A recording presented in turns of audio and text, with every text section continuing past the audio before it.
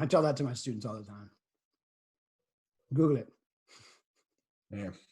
Like the other day, I was writing out because we're doing all these virtual online lectures now. Mm-hmm. And like, oh, that's what we got to do. That's the last thing we got to do. You weren't going to remind me about it, were you? But What? My homework. Yeah. That's what you got to do while I eat this. And then we'll wrap it up. Yeah. Also, I've noticed that the clock in the background, it hasn't moved. I think you need to change the batteries, maybe. 5 o'clock. I don't know. I got to get my pad and paper.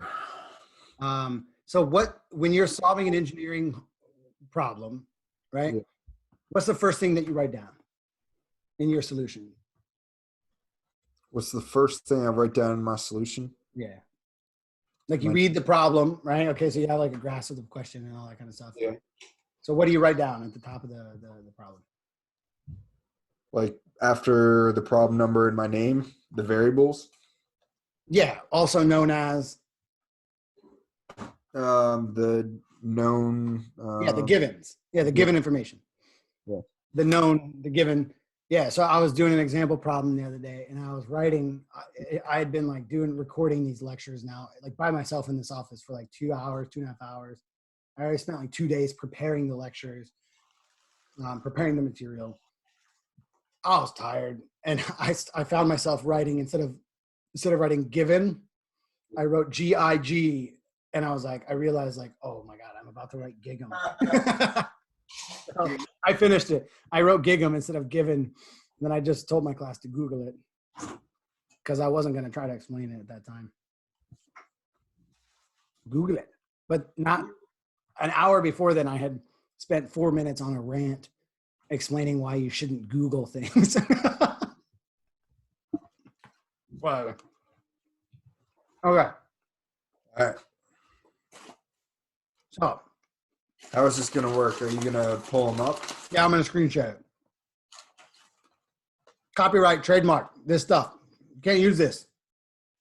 Did you come up with these problems? That's right. I came up with these problems.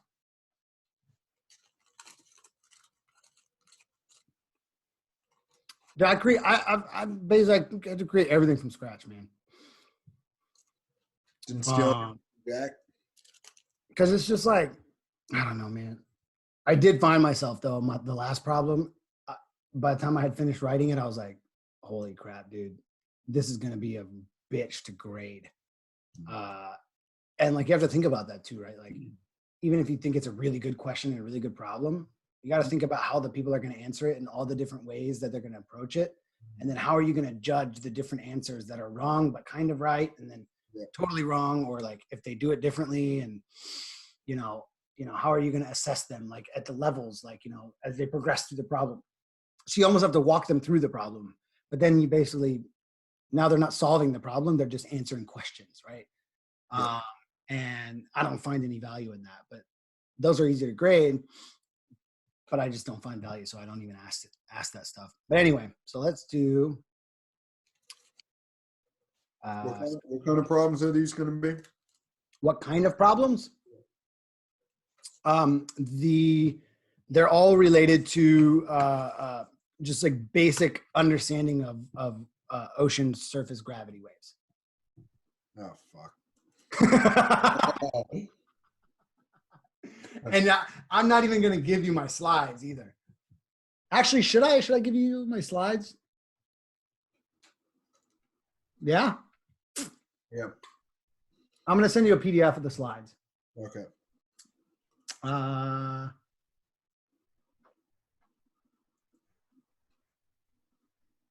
Open book exam.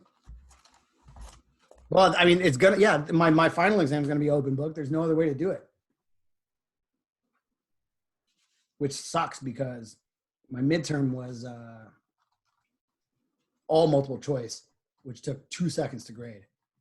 Took a long time to write it because you got to come up with the right answer and a bunch of wrong answers. But one guy got 100. Good for him. 2 guys got a 50. One of them's already withdrawn. What am I doing? Matt. Sending Matt. How many students do you have? Well, I don't know. It's dwindling by the day. I started out with 53. I think now I have like 48. I mean, they let everyone into the program, which is ridiculous. Like there's no screening, but at the same time, it's the first year of the program existing. But they're dropping out. They're withdrawing because they're gonna fail. Okay. And I don't curve. Okay, I don't curve your grade. Ain't no bell curve, boys. You know why? Because about 80% of my class, 90% of my class is passing with an A, B, or a C. Okay, so if you're in a D or F range, you're in the bottom 10%. Yep. There's no curve. That is a curve. That's a normal distribution. I don't feel sorry for it.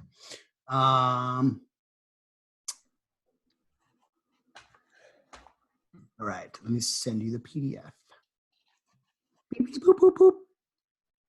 How many questions do I have? 4 questions. Oh man. What do I get if I win? Forgiveness for losing. Chipotle burrito. I don't even know the right answers, by the way. I haven't even come up with this. I haven't done the solution yet. But I'll know if you're doing it right or wrong. I'll be able to tell you. I should probably calculate the answers so I can double check, but let's see. Actually, this is a sneaky way of getting you to already come up for my solution so I don't have to. I'm going to come up with wrong answers. That's still going to help you. No. Actually, you know what I have in the previous homework? I had to make a wrong answer key because so many people did certain problems incorrectly, but got the method mostly right. Yep. That I needed. So I had to create a full key of doing it the wrong way. So I knew that if they at least got the method right, I knew what answer they would arrive to, Yep. Which was wrong, but it was matched my wrong answer key. All these things, man, you don't think about. Professor have to do this shit, man. Unless you have like Pearson or McGraw-Hill or some big publisher with like fancy books and online materials and stuff. That's all. Professors are lazy now, man. Well, they've always been lazy. But okay, let me focus. What was I sending you? Class lectures, week 11, and you are going to get the PDF.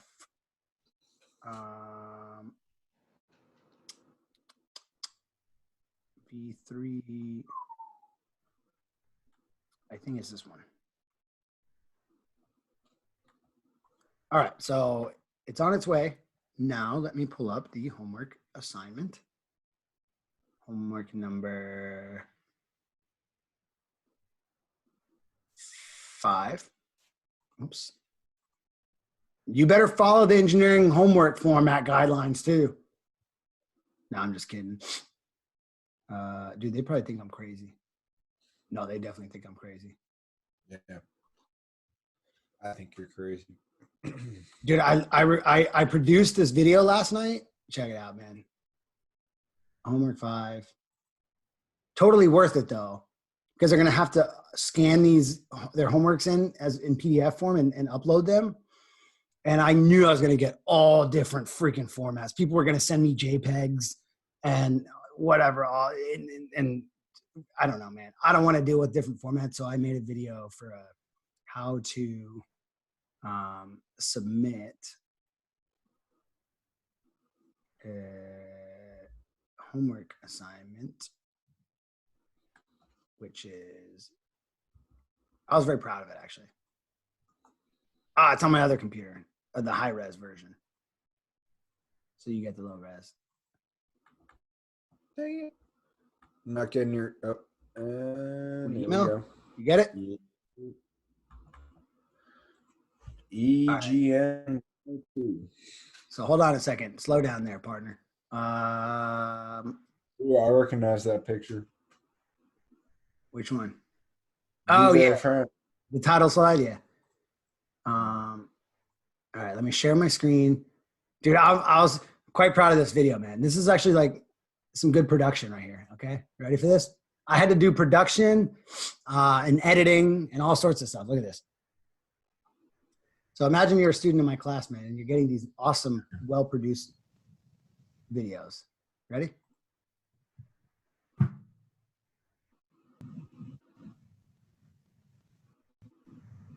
I should have put some music to it, but whatever. Oh my God.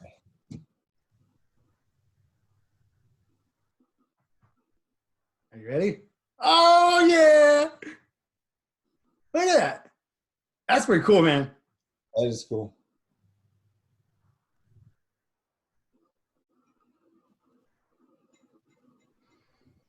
So we go through that, and then, all right, one more page. Because I know what they're all going to get. They're all going to send me this PDF in a totally different format, and it's impossible to grade. Yeah. So just follow these instructions, man. It's not that hard, right? So now we launch the Microsoft Office Lens app, and then you tap from right to left, the photos that you just took, and it crops them for you, which is really nice. So it crops all the extra stuff out and turns them into really nice high-res image. And then here's my favorite editorial part coming up in a sec. Oh, there it was. Ready? I felt like a true YouTuber in this moment where I give a thumbs up. Well, I tried. Anyway, I was very proud of myself for making this. And that's some high production value right there, dude. How long did it take you to make this? It took me only like 15 minutes to film because I had to try it a couple times to get the hang of it. And still I got the angle wrong, but because I was doing I did multiple screen caps on my phone, and then I just recorded it with my webcam, and I stood behind my laptop. So I couldn't actually see the screen of my laptop as I was recording. That was a problem. But the reason I had to record multiple times is because at first I didn't realize like these images would just pop up here. So originally I only just had a couple of pages. And then it just populates with the photos in your gallery. And there was like, my friend sent me a picture of like a selfie of her, and she looks psycho, and like there's no way that I could show that like in my class, man. So I had to like think about all these other things, like stupid stuff like that, right? So I had to edit out when I open. So I had to like notice that the amount of time spent showing my app screen is like very little, because I didn't want them to be able to like look at all the apps that I have. Like if I don't even know what apps are on there, but whatever. Yeah. So yeah. All right. Homework time. Woo! Dude, if you don't at least just get like a couple of these, then Going back to school. I'm going to be really sad. I'm nervous you're going to put a bunch of math in there. Yeah, of course it's a bunch of math. Oh, no. Like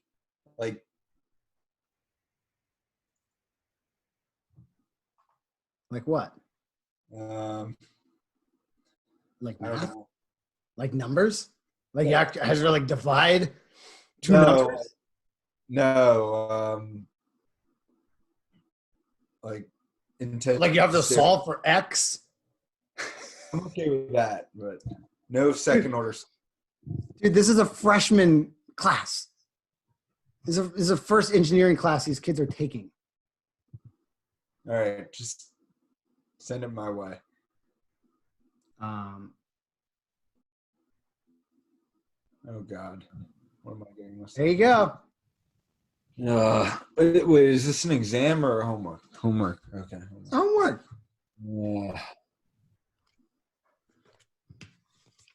Depth, wavelength, classification, speed.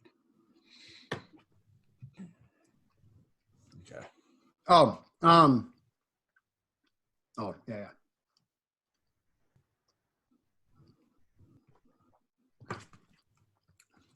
Right. Walk me through what's going through your head, man.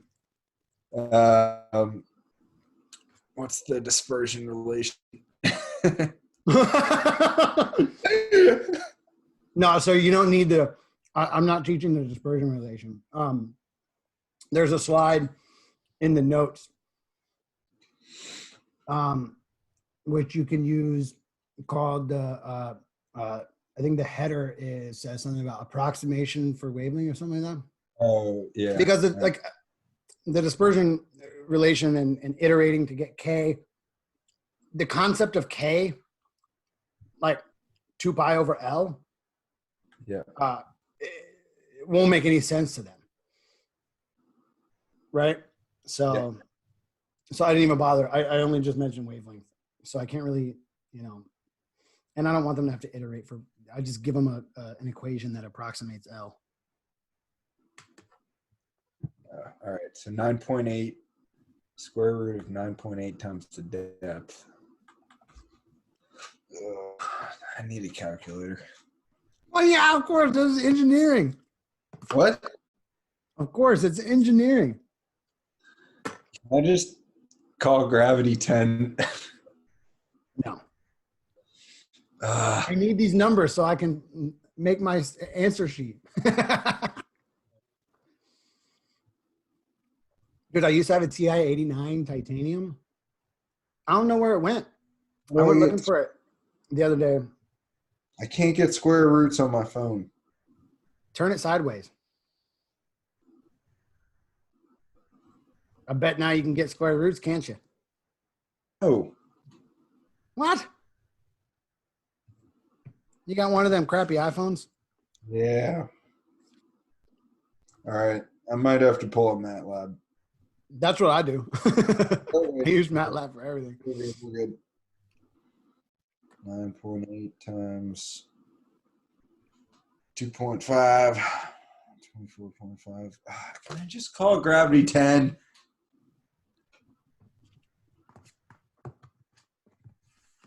Go for it. Make it 10. Whatever you want to do, man. How many sig figs? 2? Yeah. Okay. Which means 9.81, by the way. God damn it.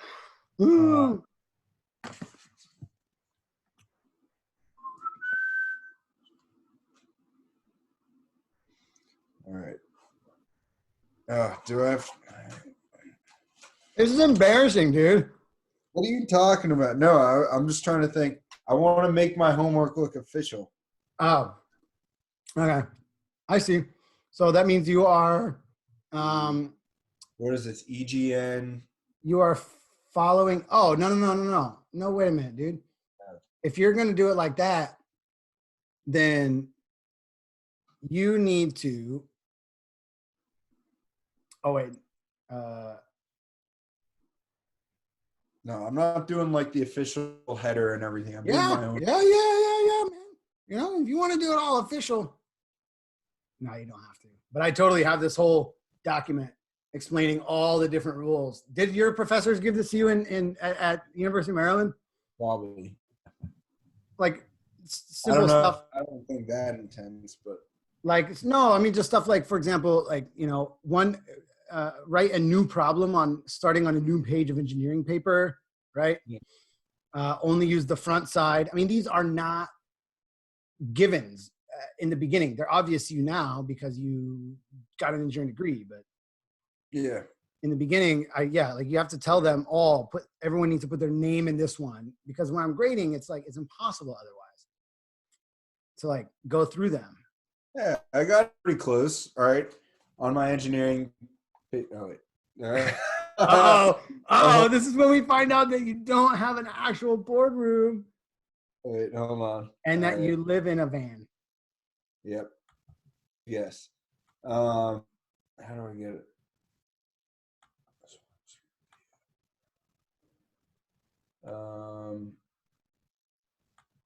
You actually have to click the arrow next to stop video. Oh, yeah. Stop video. Choose virtual background. Yeah, just say none. Okay. Woo! Oh, man, you live in a weird place. I got it right. I'm trying to get to how do I go backwards, but hold on, because I can't see because I'm sharing my screen. I had my name.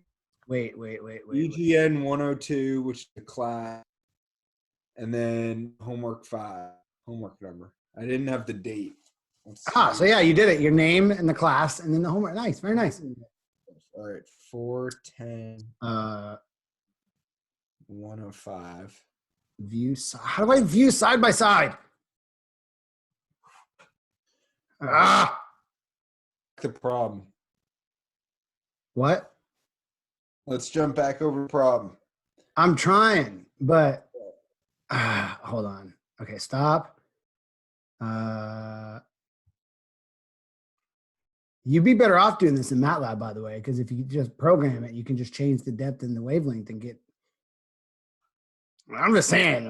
I don't know, but I mean, what do I know? On my own computer, I'd have to remotely log into my work machine. Oh no, screw that. Right. Wait a minute though. Hold on. It's not show all windows. No. Did I close it? Just a second. I'm sorry. I didn't talk to you, lady. Oh, there it is. Lady.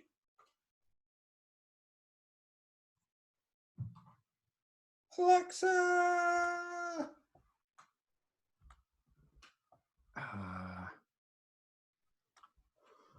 Ow.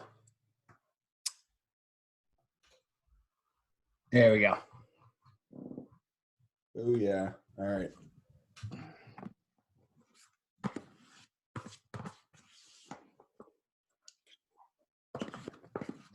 Going back to school. Oh man, I just got another bite of rabbit food. It's not that bad. Just doesn't. Not a salad, you know.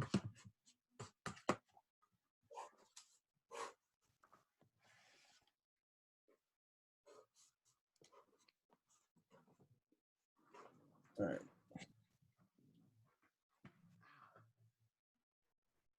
Chipotle. Is it all freshmen? Well, they're all first years, but it's actually a mix of like fresh out of high school.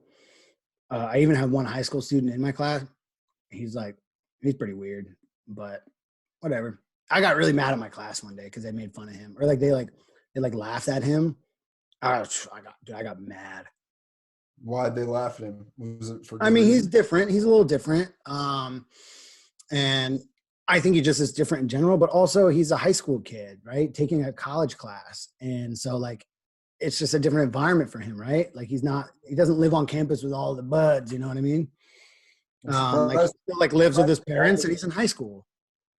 I'm surprised. That sounds like a high school kind of thing, like making fun of someone. No, but I mean, so he's different. I think just in general, he's definitely just like a different kind of a guy, but he also just behaves differently in class because maybe he'll ask a weird question that just doesn't make any sense or is just not something that needs to be asked, or he'll say something just to say it. I don't know. It doesn't matter, right? He's a student in my class. It is what it is. Yeah. And he asked a question one day or said something one day that was just kind of weird, or it is whatever. And everybody laughed at him. And I got so mad. I said, was that funny? I didn't hear it. Did somebody tell a joke? Because I didn't hear anything that was funny. I heard somebody asking a question, and now I'm going to answer that question. So I'm not sure why everybody was laughing. And then I was like, in my class, in this classroom, we all respect each other. Okay. Nobody's better than anybody else.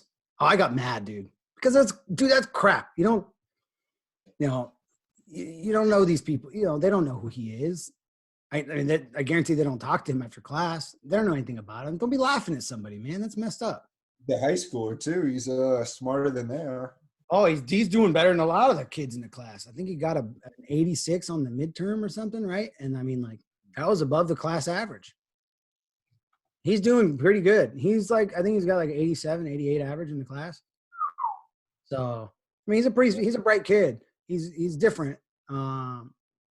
Dude, he was about to have a full-blown panic attack during the midterm. I could tell for sure because he'd never taken an exam in that sort of environment. You know what I mean? Yikes. You know, like I collected everybody's phones and smartwatches Mhm. because they have these. It's like You have to do it's not a lecture hall with what do you call it? Like individual desks with a little fold out thing. It's like 3 or 4 rows that go up steps with like a long sort of skinny table. And then the chairs that swivel in and out from a central point, you know what I'm talking about? Yeah. And so like they all just sit, there's like 8 of these tables, right? Like 4 on the left and 4 on the right. And they have like skirts in front of them where their like knees and their legs would be. Mhm. So I can't see anything. I can see nothing at all, right? Whatever's going on over there. Yeah. And just to be clear, the tables have skirts, not the students. But anyway. Yeah. So, Focusing on my math right now. so yeah, I collected all their cell phones, which is also how I know that every single student in my class has a smartphone. So nobody has any excuse for like not being able to scan their homework assignment in, unless they don't have like a data plan or something and they can prove that to me. But everybody has a smartphone, I know. And my brother, who's a senior right now in the mechanical engineering program, I called him before because I was like, hey, dude, what kind of calculator technology exists now? Like I was like, I don't know. Like, do they TI? Do they have like, you know, can they connect to the internet now? I don't have any idea. And he said he didn't think so.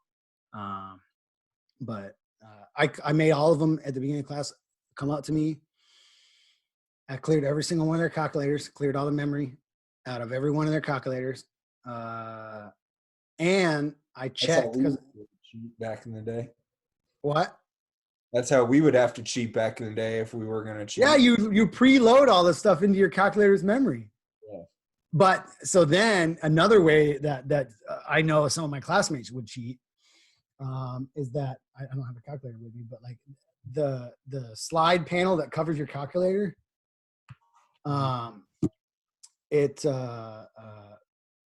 they would write on the inside of that slide panel like notes and all that kind of stuff, or they would make an index card of notes and then tape it on the inside of the calculator slide cover. So when I cleared the calculator, I would check that slide, look at all the things. At least 10 people, I would say, probably didn't have a slide cover, and I was super suspicious about that. But yeah, then it didn't even occur to me that like if I collected the phones but not the smartwatches, then like somebody could finish early, grab their phone, text their friend on their friend's smartwatch, and then they would just like, you know, it would just be looking normal. They're just sitting there with their hand on the thing, and they would just look at their hand and they could have the answers.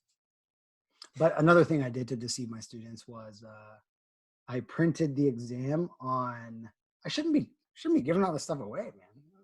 I should be getting paid for this kind of advice. I mean, these are well-known tricks of the trade. Yeah, I know, but and this one is a well-known trick too. It just never they're old school though. No. But this last one, what I did was, I printed half of the exams on white paper and half of the exams on green paper, and then I put for the white pages I put a header. Actually, I have them.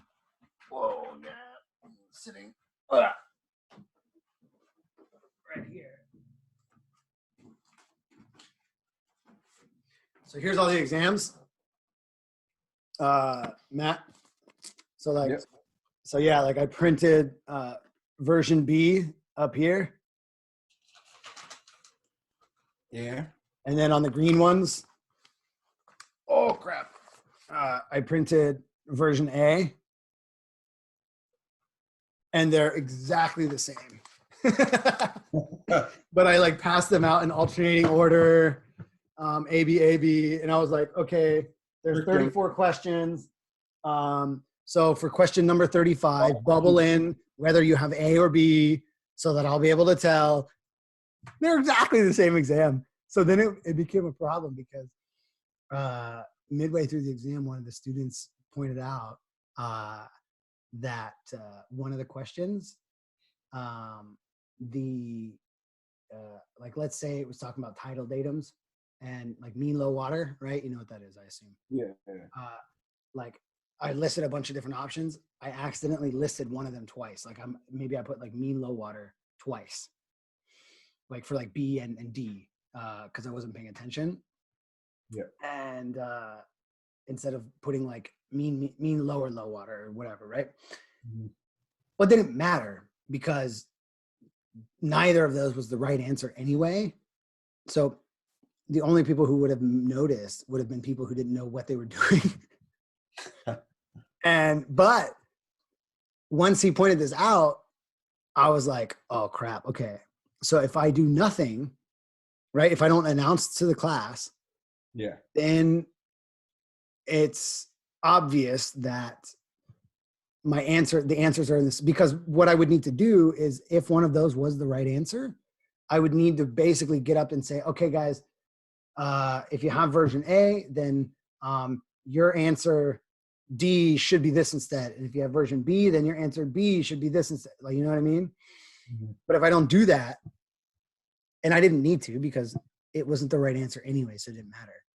But if I didn't do that, then it would have been pretty clear and obvious that like, these aren't different exams, because I would need to notify different, mm-hmm. people. And I couldn't just pick the version he had and say, all right, guys, if you have version B, there's a mistake. Because then everyone on version A would have been like, oh shit, I have the same mistake.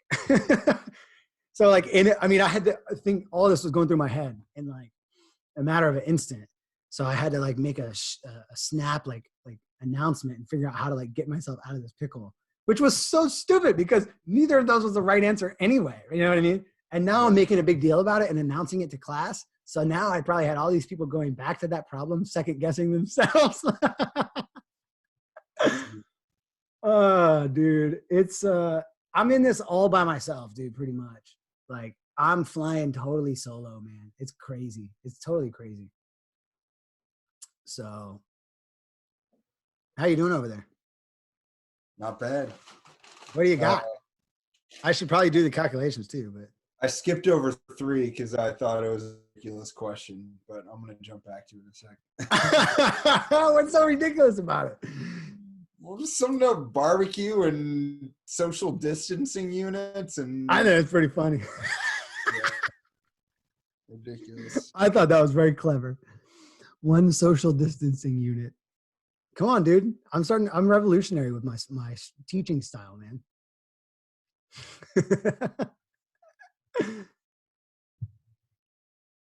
I already have a big plan for number 4 for the final exam, dude. That's going to incorporate like everything that we've learned. Yeah, number 4 is a good question. Yeah, so in on the final, I'm gonna so I'm basically giving this to them now so they see this version of the question, but in the final, I'm going to tell them that the beach is Wrightsville Beach. Yeah. And so they're going to have to go look up the tidal datums, and I'm going to tell them the slope is 1/40, let's say, right? And I'm going to say 40 meters from the shoreline at when the water level is at mean low water. And so they're going to have to go look up what mean low water is and then go figure this out and yada, yada. And then I'm going to say, now do the same thing, but for mean high water. So now they'll have to figure out how much deeper the water is at mean high water relative to mean low water at Wrightsville Beach. And then they'll also see that when you have deeper water at mean high water, that 40 meters from the shoreline is, well, I guess it's going to be the same because it's a plain sloping beach. God dang it. Okay, I'm going to have to rethink that. Whatever. I guess maybe I'll draw a diagram and I won't do 40 meters from the shoreline. I'll do 40 meters from some fixed. Yeah, I'll probably have to make a drawing and do a coordinate system. I also have a problem on the final exam. Do you know what what's it called? The Colossus of Rhodes? I've heard of it. Yeah. Is that what it is? The Colossus of Rhodes, I think. Mm-hmm. That big statue with the legs that span the port, the entrance to the port. Yeah. The Colossus of something. Is it Rhodes? Sounds like it. Anyway, some massive statue, right? So it's going to be my title datum question because the legs, I'm going to say, assume that the legs of the statue essentially is a triangle. So like as the water rises, if you have a square shaped ship, at some point the water level will be high enough that the width of that ship is also the width of the cross section of the triangle from side to side. So you have to figure out like what water level is safe to pass and what water level is not safe to pass through the Colossus of whatever. I don't know, man. I spend probably way more time on this stuff than I should, but I think it's these types of questions to me are way more helpful than calculate the wavelength. You know what I mean? Maybe I'm wrong, but like I said, I'm flying solo over here, dude. Yeah. Did you look up any sort of guidance from any like old Dean books or anything? Yeah, I mean, yeah, dude, I have all my, because I can't go to my office right now on campus. I can't even go to campus. But a month ago when they told us we had to go home, I grabbed as many books as I can. I've actually found some pretty cool other, really cool books. The next few weeks of my class, we're going to be, is going to be less math and actually more reading. There's a pretty cool book called The Pitfalls of Shoreline Stabilization. So it's a bunch of case studies and stories about like areas around the world that tried to stabilize their shorelines by one way or another. And like maybe it didn't work, or I don't know, just whatever it is, just different, a whole bunch of cool case studies. There's a book that Dean wrote that I didn't even know about. It's just Dean, called Beach Nourishment Theory and Practice. That's a pretty I have that book. I have that book right here. No way. Yeah. Hold on. Nice. I'll go get mine. I just got it. Hell yeah, dude. Right here. Nice. Yeah. Cheers. Except, do you write your name on the top? No, I haven't even looked through it that much yet, but It's okay. I don't know. I mean, I'm gonna have to figure out a way. See, the thing is, right? Is like I'm still searching for like. Right now, I'm literally pulling my class notes together, basically just from my knowledge and experience, because there's just too many. I have all these different books, but they're all written at like a level of graduate study, or they're like a coastal processes geology book more so, right? So they're not really an engineering format. So I don't know, man. Maybe I should just write my own book. yeah. But sorry, I'm like going in and out. I'm like trying to like focus and. That's cool. I'm just trying to occupy the time so that it's not just awkward silence. Yeah, no, I feel you. I hate awkward silence. I cannot. We had a seminar this afternoon on Zoom, and I showed up. You know, I like logged in, and there was like 3 or 4 people sitting there already, and they were all just like sitting there, just staring at the screen. Nobody was talking, and I think I made it 5 seconds, and I couldn't take it. Like I had to say something. And I think I said, "Are you guys playing the quiet game?" And my department chair was just like, "No, we're just sitting here quiet." And I was like, "Okay." He was like, I said, "I think I can play this game." And my department chair was like, "No way, dude. No, there's no way you're gonna be." Yeah, you're right. You know so much about me. 7 25. In the meantime, I'm going to showcase some of my art that I did, I think in 7th grade or 8th grade. Is that okay? Can I do that? Wait, see not. Cool.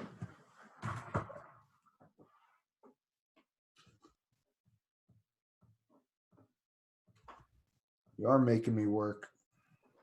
49. Come on, man. No, it's not. It's not bad. No, I mean, I'm trying to get this thing off the wall, and then it's not coming off the wall. Ah, there we go. Okay, while he's working on that, I don't know, maybe I can showcase some of my art. So, this is something I made in 2003. And I think I was in. Is that the monkey? Yeah. I was talking to them about the monkey when you left. Oh, you were? Nice. So, yeah, this is, I think it was the assignment was like we had to find like an animal in Nat Geo. There was like a giant stack of Nat Geo magazines that our art teacher had. And so we had to find an animal that was in the magazine and then sort of cut that page out and sort of come up with our own way of representing that photo in black and white. And we were given this, like, I don't know if you can see this. It's basically this scratch board. So it's just, I wish I like knew where the original photo was, man, so I could like compare, show like a comparison. Like the beard, that was really hard to like get because there's only a few beard hairs, right? Like this area was like, whatever, just go nuts. But like the mouth and the eye, I mean, that was easy, just scratch it all out. But like some of the shorter hairs and the snout, and there's this hair up here. That one, that was exactly like that in the magazine, I'm telling you. But yeah, so I made a, I don't know, what is this, a baboon? I don't know. I don't really know a lot about monkeys. Yeah, RSM, 2003. There you go. Man, one time though, here, I got another piece of art. Oh God. Okay. Refraction coefficient. If it's coming in at a normal incident. So another assignment we had was there was like a big pile of junk. We just had to pick an object from that pile and paint it. And we could use watercolors. So this was a watercolor assignment, right? So I found a leather shoe, a nice brown leather shoe, and it had sort of like a pointed toe. It wasn't like a square Last one. shaped toe, but it was more pointed, right? Like a nice leather boot, like a short leather boot shoe, laced up shoe kind of a thing. Okay, so then I did this beautiful painting, and my art teacher, I can't believe she did this. She came up and, and she's walking around the class, like checking on everybody's stuff. And she just gets the paintbrush and she just grabs it and she dips it in some of the brown paint. And she's like, I really think you need to round the edge here. And she just starts painting on my painting. What kind of art teacher does that? This is art. It's my interpretation. Plus, it didn't have a freaking square-shaped toe. It was pointed. But I don't know. I forget if this was like if we were trying to do perspective, like learn about perspective. I forget. So that pissed me off pretty good because she ruined it. And you can see where she added it. So here, let's see if we can. The lighting is not good. How about if I take the light and I put it like this? Does that help? No. No, that ain't gonna help. Anyway, there we go. So maybe you can see the toe. Matt, can you see the toe right there? Is it bright? Can you see like the different color where she painted on it and like made it more square? Tough to see because the homework's still up. Oh, well, whatever. Is this not even showing? What if like It in is. the recording? I think this is supposed to show up in the video recording. I'm not sure if they isolate your video. I don't know. Anyway, you can see it in there somewhere. She screwed up right here. Whatever. This is an art show. But it was a great, excellent boot until she did that. Dang it. So yeah. Here's my boot story. Hey Matt, here's the thumbnail for the YouTube video.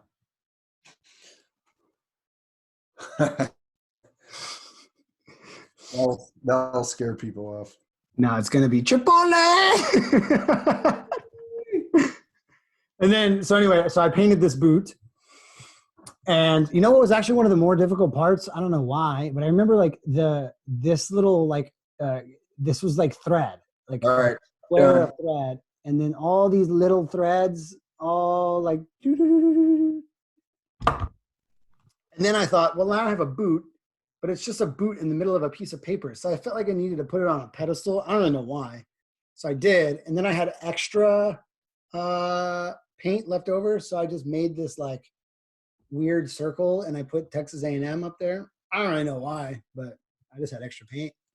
So there's my boot and my monkey. Art. Nobody's watching this, dude. Arts and farts. Nobody's watching this. Nobody. I'm done. I'm nervous for you to look at my work though, because it's a little all over the place. Okay, so I can stop sharing. You did all 4 of them? Yeah. Really? That's pretty good. If you did and I had to try to like work while I was like listening to you. Let's see. So now if you get them all right, now I can tell my class they have no excuse, right? Yes, now I'm a little nervous though. Let's see. Let me stop The sharing. last one was a little tricky. Yeah, I actually haven't computed any of the answers, by the way. But if you show me your work, I can tell you if you like did it, approached it correctly, and then. Do you want me to? I could quickly reorganize my work so it makes sense. Oh, you didn't like spell it out like properly, or I guess like in a decent way, or. I mean, let's see. Yeah, it's hard to see. I just kind of did some random scribbles. Yeah, I should have thought about this in advance. How about you? I could organize it pretty quickly, but I mean, I could just explain how I went through each thing. So for the first one, you kind of mix things up in terms of the order of the columns, because you need to begin by finding the wave speed based on the depth and the relationship of C equaling the square root of GH as an approximation for the celerity.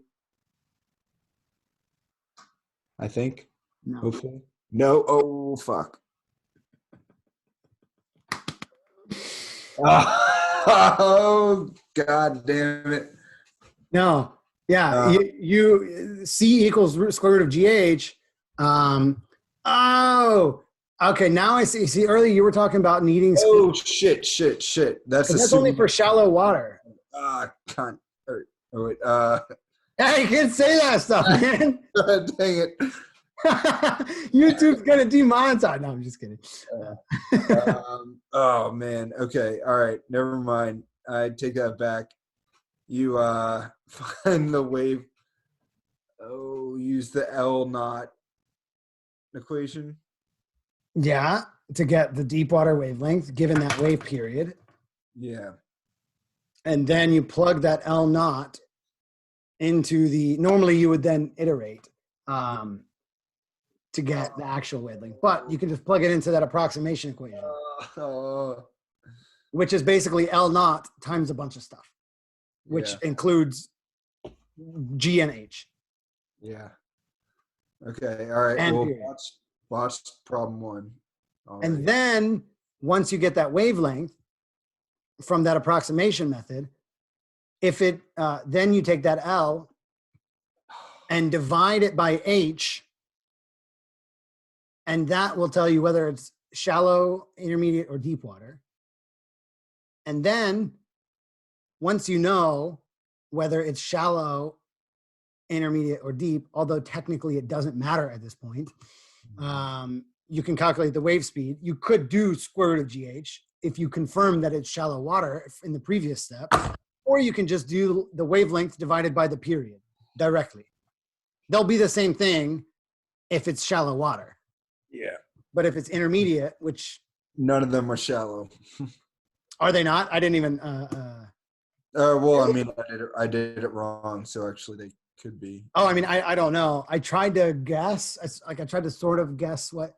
I know that a 10-second period wave is 156 meter wavelength. Yeah. I just know from doing that 100 times. Yeah. So that's why I made the water depth 300, because 156 over 300 is slightly more than one half. It's slightly greater than one half. Yeah. Yes. Yeah. Yeah.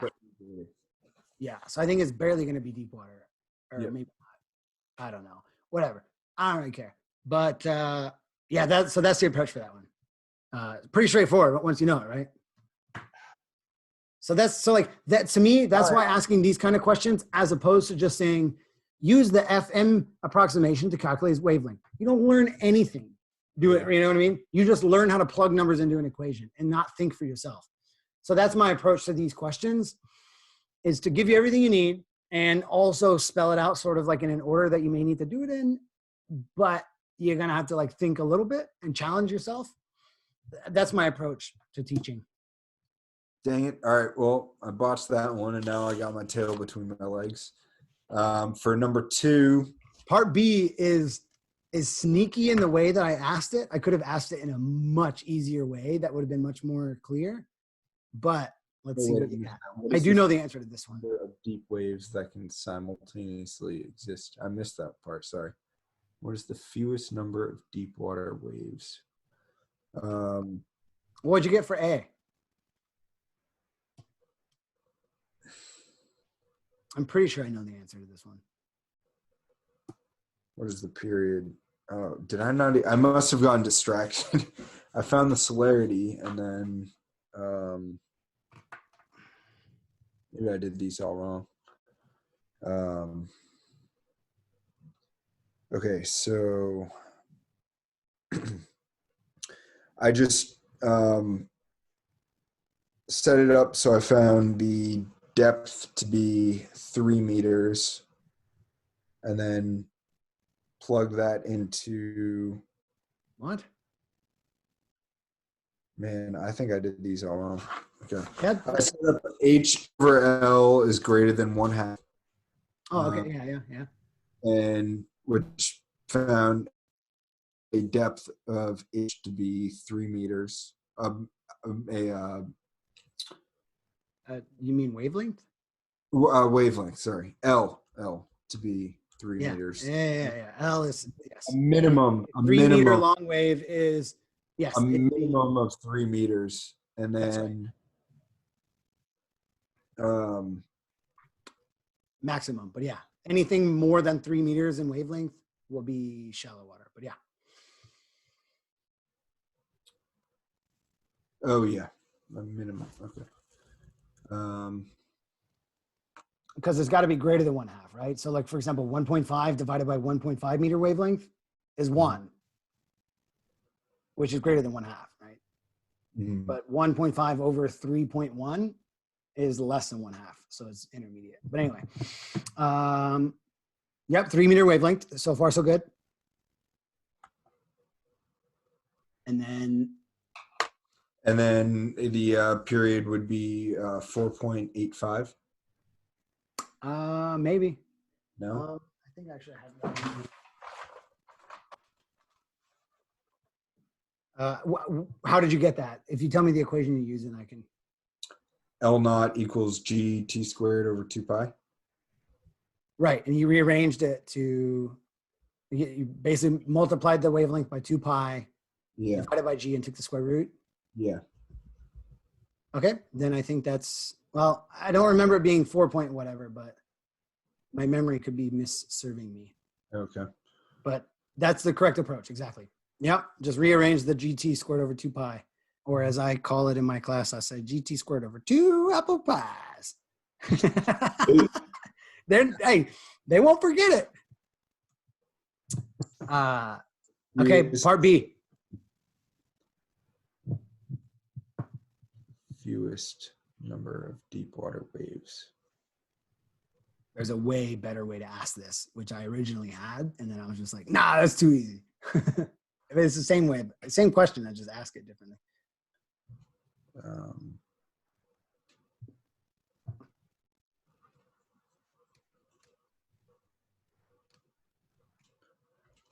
What is the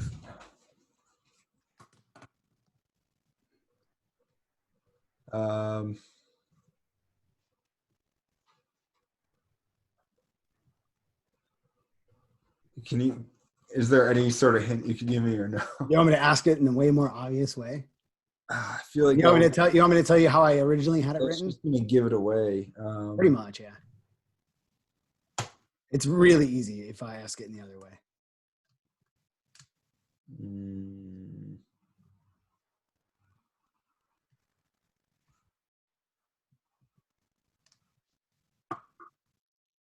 Yeah. You want me to ask it in the other way? Yeah. So originally, part B said, how many of these waves can fit in the wave flume? Oh, these waves.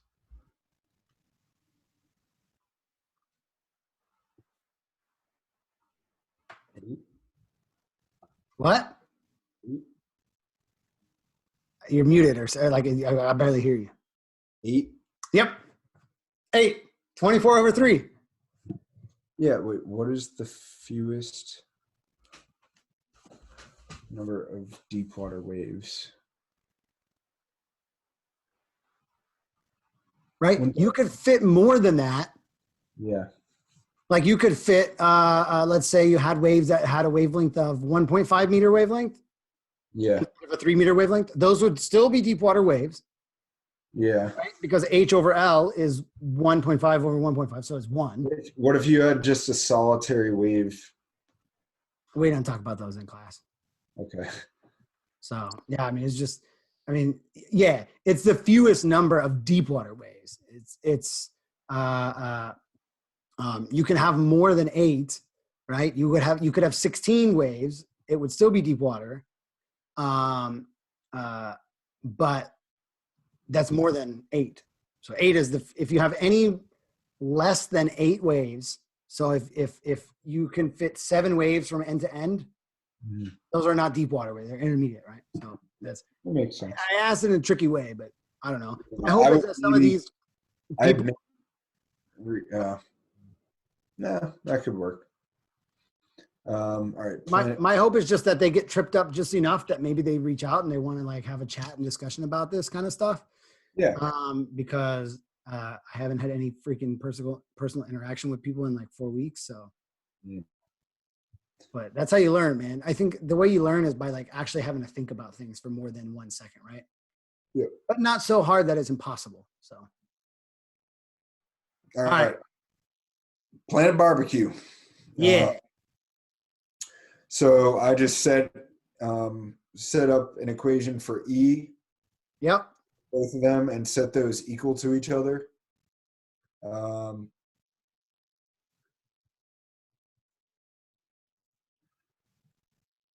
Yeah. Then, yeah. Okay. I'm writing down to get the answer right now.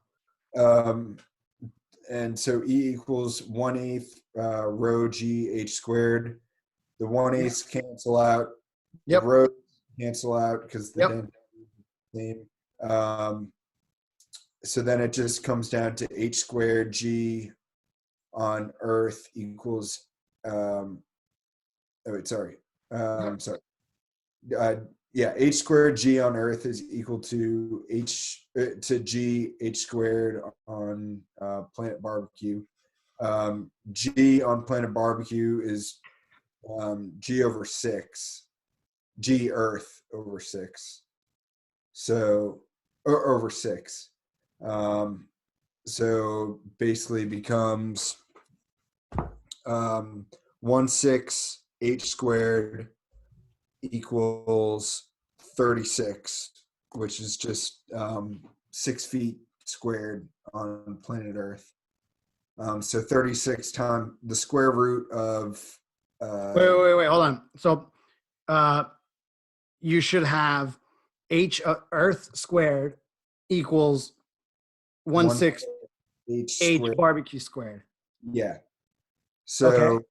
36, which is H squared on planet Earth, times 6. Oh, okay. I see. You're plugging in now. Okay. Yeah.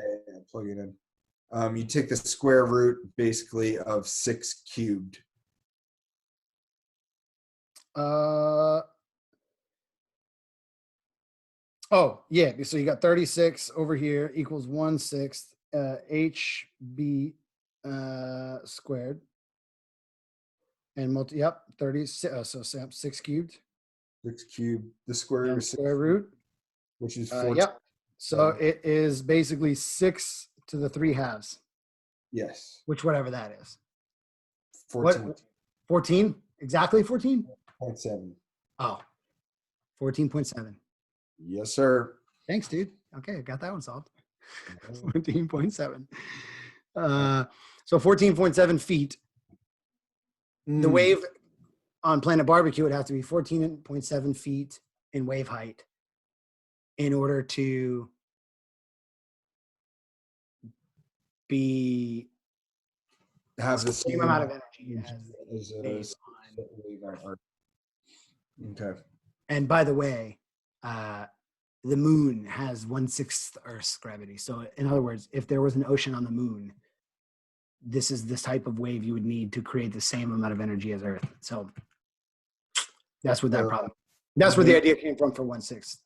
So the moon is barbecue. Yes, exactly. But why not make it Planet Barbecue instead, man? All right, cool, man. You got that one. Nice. Woo! I have a 30 out of 70 so far. Yeah, you're not doing so good, but it's okay. Class. All right. Let's try to get a D tonight. All right, last one. Yeah, this one I don't have the answer to straight away, but okay. So what I did was I just did a little schematic. Offshore, you know that T equals 7, and the wave height is 0.6 meters. Yep. And then at some location, and you don't know how far offshore that is, and then at the next location, which is 40 meters offshore on a 1/30 beach, I set up a little relation. 1/30 equals X over 40. Yep. So that I guess you could just say you could use intuition, but yeah, you can also do that. Little h. So you get little h, or the depth at that position is 1.33 meters. Yep. I then used that to find, using the shallow water celerity equation, C equals the square root of GH. Found that C is equal to 3.61. So again, you sort of ran into the same problem that you did on number 1, right? Yeah. So you have to first figure out, is a 7-second wave in 1.33 meters of water, is that a shallow water wave? It probably is. I had to take a guess. But you should confirm that by computing the wavelength of a 7-second wave in 8 meters of water depth, 1.3 meter water depth. Okay. So you plug that into L naught equals GT squared over 2 pi. Yep. And then plug that into the approximation that I put on one of the slides. So now then you have L, and you know it's 1.3 meters. So H over L, you can figure out if it's shallow, intermediate, or deep. I think I calculated this the other day to be sure. Because if it was intermediate water depth, then they were going to be screwed because you need CG. Yeah. And I didn't give them the equation for CG for intermediate. So I think I confirmed it was shallow. But Okay. you would have to show that to me that you determined it was in fact shallow water. Right. So I'm missing some points right now. That's right. So once you confirm it's shallow water. Okay, once you confirm it's shallow water, you find that C is equal to 3.61. Okay, which is the square root of GH. Yeah. Yeah. But then you tracking back a little bit to find the shoaling wave height at that position, I'm going to use the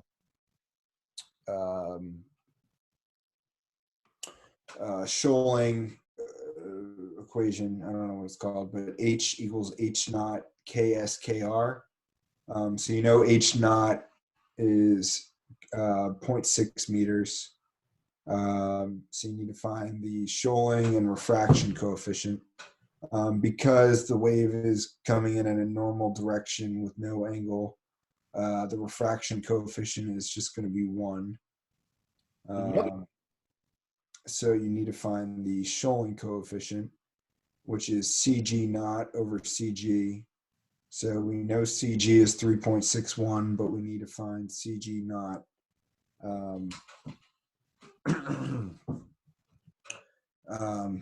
To get CG naught, I used the that equation that we just talked about. GT squared over 2 pi is equal to L naught. Yep. On the wavelength, which is 76.46 meters. And then divide by T to get dividing that by T. To get the celerity. You get the celerity, and then you divide that again by 1/2. Hold on. Actually, I should have been. Yeah. And the reason you know that you can do you don't divide by 1, you multiply by 1/2. But anyway,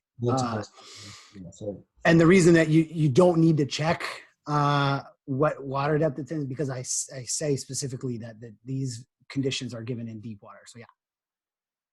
So there you go. Now you got 1/2 CG, or 1/2 C is CG. Divide that by your other C. You take a square root of it. You get 5.46. So that divided by CG 3.61, take the square root of it, you get 1.23 as your shoaling coefficient. And multiply that by 0.6. 6, and you get 0.74 meters is your nice. So it increased by 14 centimeters. Yep. That makes sense. Yeah. No, that was a really good question. Yeah. And I spend like a whole like 40-minute video going through an example. Like these are like not out of the blue, right? Like, So like, as long as they just watch my videos, they should be able to do this. No problem. Yeah. You didn't have that luxury. And you should, thank yourself that you have to put yourself through those videos, but pretty brutal. Cool, man. Well, look at you. You got a D. I got a 60% and might have actually done worse if you docked points for just assuming shallow water in that last equation. If you followed my lectures, in the lecture, I discussed that first you have to check that it is indeed shallow water. So, I mean, yeah, if you watch my lectures, you would have done it. But I think I'll give you a curve. I'll give you a C. Yes. Don't tell my class. All right. Well, hey, man, this has been fun. What a saga. What a saga of Chipotle, man. I can't even tell. You know what the crazy part about this is? Right? Are you gonna check the door before you go to bed just to make sure the third one's not there? Oh my god! I bet you that guy just took it and just like just ate it. That son of a bitch. David. God damn it, David. Yeah, dude. Third attempt. I love it. That was fun. That was really funny. I'm glad you ordered Chipotle so that I could order Chipotle. Yeah, dude. What a night. What a night. Well, anyway, I got to go figure out how to set up my Raspberry Pis, man. So, and you probably getting ready to go to bed. So, If you haven't already noticed, I've been yawning a whole bunch. oh yeah. My homework put you to sleep, which I'm not surprised about. So before we go, I just want to say that this episode is sponsored by DoorDash. And I was like, where are you going with this? Hey, that probably. I did. Well, they better sponsor this and give us some free Chipotle next time. let me stop the recording. So yeah, by internet. I don't know. I'm gonna stay here though and talk to him.